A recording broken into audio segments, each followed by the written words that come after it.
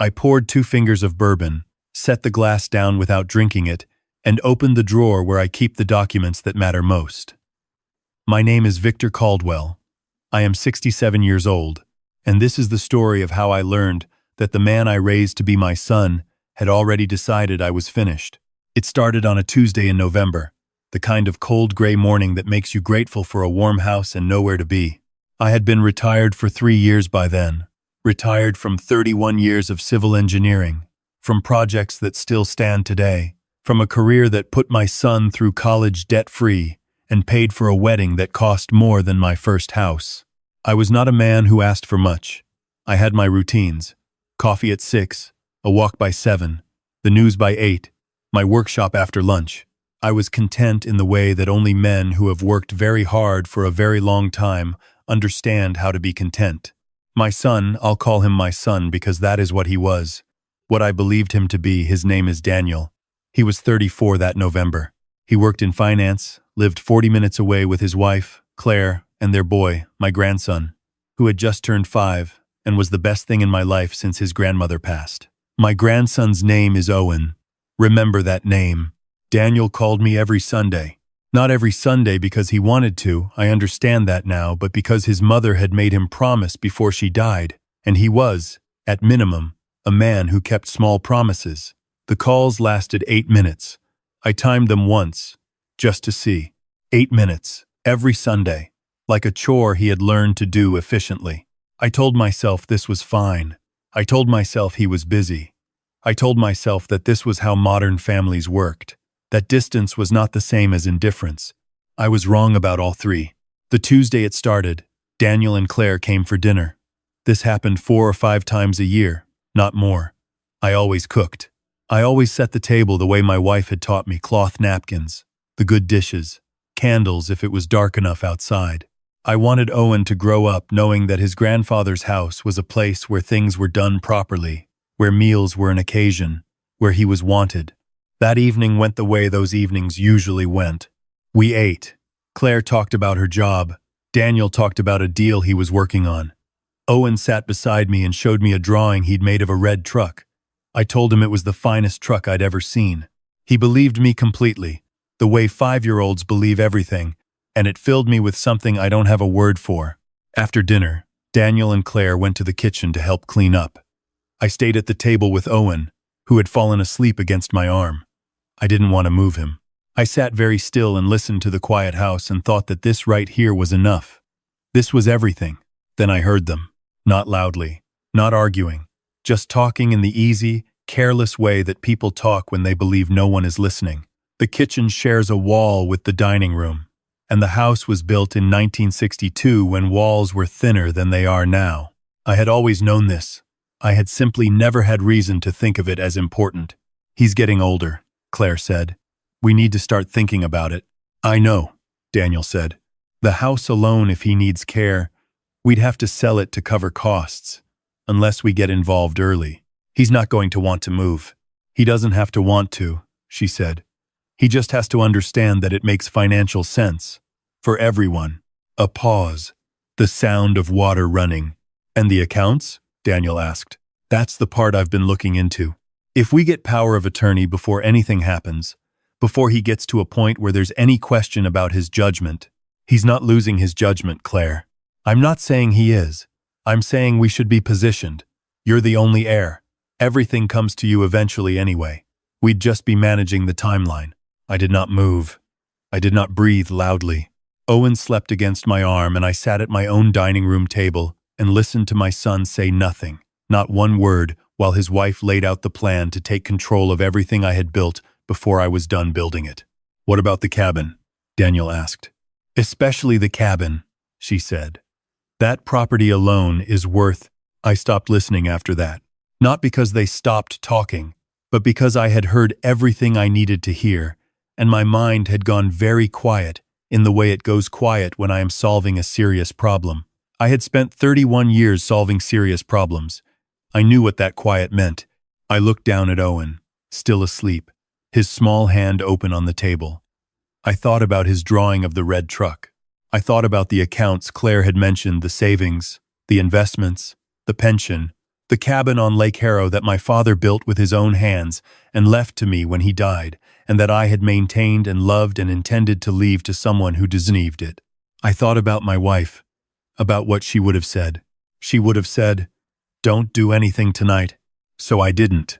When they came back from the kitchen, I was still sitting with Owen, and I smiled at them and said the dinner had been wonderful, hadn't it? And I thanked Claire for helping clean up, and I told Daniel to drive carefully on the way home. I carried Owen to the car. I buckled him in myself. He woke up just enough to say, "Bye, Grandpa," and then went back to sleep, and I stood in the driveway and watched the taillights disappear. Then I went inside and I sat in my chair, and I did not sleep for a long time. For 2 weeks, I said nothing and did everything normally. The Sunday call came and I took it, and I asked about Owen's school and listened to Daniel's 8 minutes and said goodbye. I went to my workshop. I took my walks. I had coffee with my neighbor, Frank, who was 71 and had been my friend since our boys played Little League together. I did not tell Frank what I had heard. Not yet. What I did do was make an appointment with my attorney. Gerald Marsh had handled my legal affairs for 19 years. He was precise, careful, and completely without sentimentality, which I had always considered a virtue in a lawyer. I sat across from him in his office on a Friday morning, and I told him exactly what I had heard and exactly what I wanted to do about it. He listened without interrupting. He made 3 notes on his legal pad. Then he looked at me over the top of his reading glasses and said, "Victor, you are in excellent health. You are of entirely sound mind, and you have every right in the world to do exactly what you're describing." "I know," I said. "I just wanted to hear you say it." He smiled slightly. "How would you like to begin?" We began with the estate documents. The will was rewritten from scratch. The cabin on Lake Harrow, which had been slated to pass directly to Daniel, was placed instead into a trust. The trust's sole beneficiary was Owen. Daniel could not touch it, could not sell it, could not make decisions about it until Owen turned 25, at which point Owen would control it entirely and could choose to do with it whatever he wished. If Owen wanted to bring his father fishing someday, that would be Owen's choice, not Daniel's, not Claire's. The investment accounts were restructured similarly.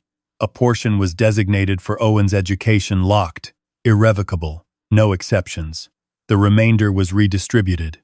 A significant amount went to a veterans organization that my father had supported. A smaller amount went to the hospital where my wife had been treated in her final months, because the nurses there had been extraordinarily kind. Daniel's share of the estate, when I was done, was not 0.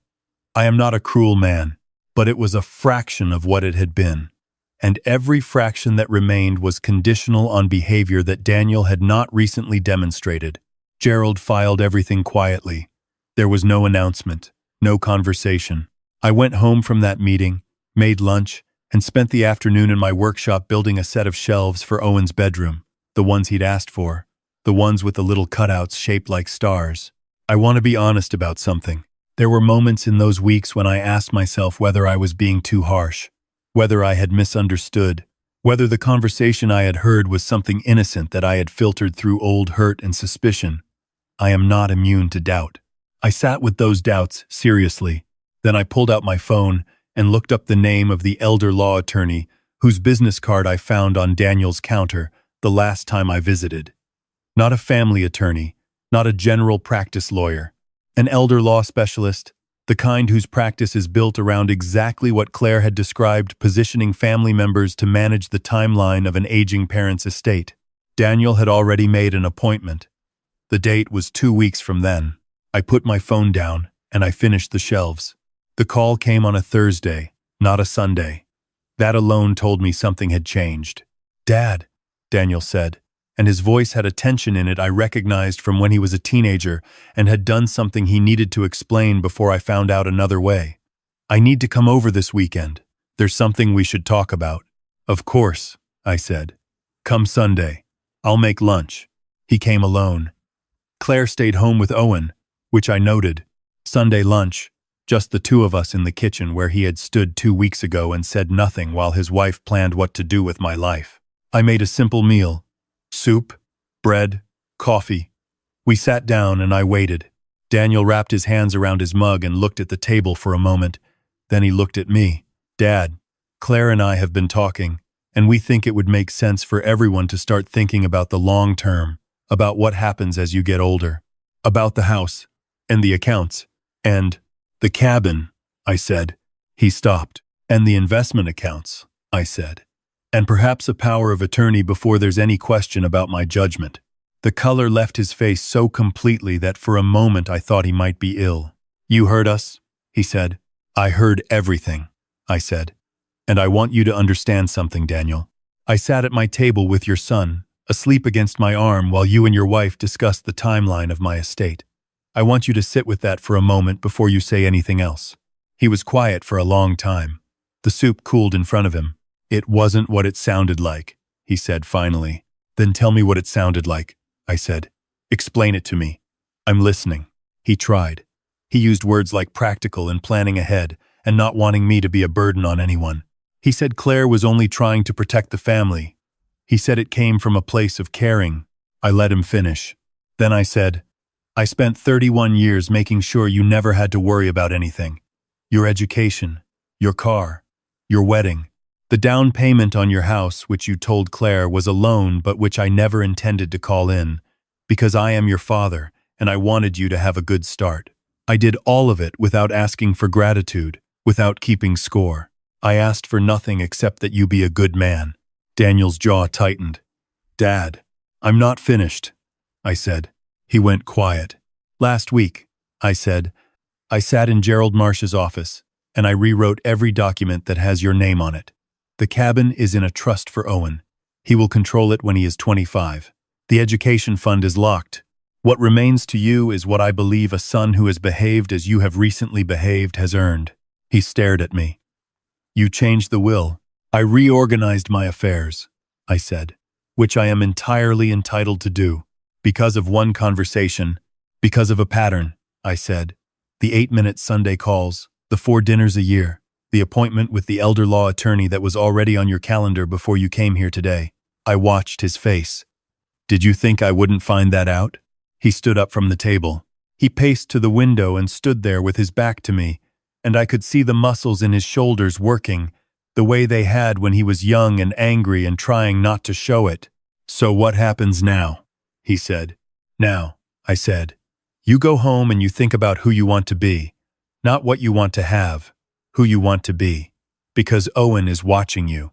He's 5 years old and he's watching everything you do. And he's going to grow up and he's going to decide what kind of man to be based partly on what he sees from you. That is the only inheritance that cannot be reorganized. Daniel turned around. His eyes were red. He was trying very hard not to let me see it. I'm not your enemy, I said. I am your father. I have been your father every single day of your life, and I intend to keep being your father for as long as I'm standing. But I will not be managed. I will not be repositioned. And I will not pretend that what I heard in my own kitchen was anything other than what it was. He sat back down. He didn't eat. He wrapped his hands around the cold mug, and he looked at the table for a long time. I don't know how this happened, he said finally. And I believed him. Not that it excused anything, but I believed that he genuinely didn't know how he had arrived at this particular Thursday, in his father's kitchen, having become the kind of man who made appointments with estate attorneys, while his father was still healthy and walking and building shelves for his grandson's bedroom. I think it happened gradually, I said. Small choices, small silences. I think Claire is a practical woman who looks at problems practically, and somewhere along the way the problem she was solving started to include me. He didn't argue with that. I love Claire, I said. She has been a good wife to you and a good mother to Owen, and I'm not asking you to choose. I am asking you to lead. In your own house. On this specific matter, you are the father. You are the son. Those are not Claire's roles and she cannot fill them for you. Daniel was quiet for what felt like a long time. Then he said, Can I see the shelves? I looked at him. Owen told me you were building him shelves, he said, with the star cutouts. He's been talking about them all week. I stood up from the table. Come on, I said. We went to the workshop. I showed him the shelves, which were finished and sanded and waiting to be stained. He ran his hand along the edge of the wood, the way his grandfather used to do, testing the joints. These are good, he said. Your grandfather taught me, I said. He looked at me. At the cabin. At the cabin, I said. Summer of 1979. I was 12.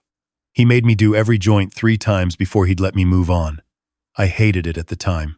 Daniel picked up one of the small star-shaped pieces, turned it over in his hands. I didn't know that, he said. There's a lot you don't know, I said. Not because I kept it from you. Because you haven't asked. He set the piece down carefully. I'd like to, he said. Ask. If that's... He stopped. Tried again. I know I haven't been. He stopped again. Daniel, I said. You don't have to find the right words today. You just have to mean them whenever you find them. He nodded. He looked, in that moment, less like a 34-year-old man in finance and more like the boy who used to come to my workshop on Saturday mornings and hand me tools because he wanted to be near me. I had not seen that boy in a long time. We stood in the workshop for another hour. I showed him what I was working on. He asked questions. Not 8 minutes worth real questions. The kind that come from actual curiosity. He asked about the cabin, about his grandfather, about the summer of 1979. I told him things I had been holding for years, waiting for the right moment. Before he left, he stood in the doorway of the kitchen, and he said, "I'm sorry, Dad." Not an explanation, not a justification, just those 4 words. "I know," I said. He drove home. I washed the lunch dishes. I sat in my chair with a cup of coffee and watched the winter light move across the floor. I want to be clear about something, because I think it matters. I did not change those documents as punishment. Or rather, not only as punishment. I changed them because Owen deserved to have something that was truly his. Something that no conversation between 2 practical adults in a kitchen could reach. The cabin on Lake Harrow should be Owen's. Not because Daniel doesn't deserve good things, but because Owen is 5 years old, and he has a drawing of a red truck, and he says, "Bye, Grandpa," in his sleep, and some things should be protected by something stronger than trust. The documents stay as they are. That is not negotiable, and I have not pretended otherwise. But Daniel has been here 4 times since that Thursday. Not for dinner, just to visit, to sit in the workshop, to call me on a Sunday and stay on the line for more than 8 minutes because there turned out to be more to say. Last month he came alone on a Saturday, and we drove up to Lake Harrow together and opened the cabin for the first time since August. We cleared the dock. We checked the roof. We found a old... Owen would like it up here, he said. Bring him in the spring, I said. I'll teach him to cast. Daniel turned the rod over in his hands. Dad, he said. I need to tell you something about Claire. You don't need to explain Claire to me, I said. I want to, he said. She wasn't wrong that we hadn't talked about the future. We really hadn't. And that's on me. I should have been the one to bring it up with you directly. I let her run with something that I should have handled myself. Yes, I said. You should have. I'm going to do that differently, he said. Whatever you need, as you get older, I want you to talk to me about it. Not through lawyers, not through plans you don't know about. Me. I looked at him for a moment. 67 years old, standing on the dock my father built, my son beside me holding a fishing rod from 1974. That's all I ever wanted, I said.